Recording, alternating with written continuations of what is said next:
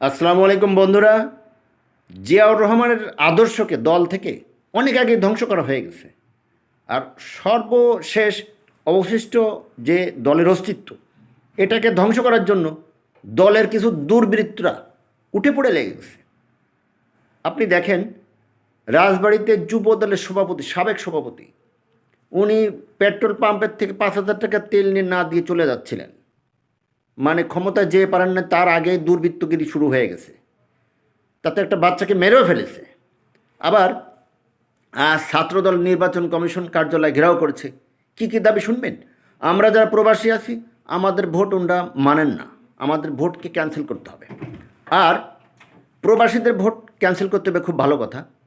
দ্বিতীয়ত, ওনরা যারা ডুয়েট নাগরিক, বেগমপাড়ায় যাদের বাড়ি আছে, বাংলাদেশেও যাদের বাড়ি আছে, নাগরিকত্ব দুই দেশেরই, যারা বাংলাদেশ থেকে শোষণ করে লুটপাট করে বেগমপাড়ায় নিরাপদে থাকতে পারবে, তাদেরও নির্বাচন করার সুযোগ দিতে হবে। আবার যারা ঋণ খিলাপি, মানে চুরি ডাকাতি করে লুটপাট করে, যারা অনেক দিন আগে থেকে হাজার হাজার কোটি টাকা লুটপাট করে ব্যাংকের থেকে ঋণ খেলাপি হয়ে বসে আছে, তাদের নির্বাচন করার সুযোগ দিতে হবে। আরেকটা দাবি হচ্ছে, শাহজালাল বিশ্ববিদ্যালয়ে নির্বাচন হতে দেবে না ছাত্রদের, কারণ ওনরা সব জায়গায় গরু ঠকা ঠকেছে, এখানে ঠকতে রাজি না।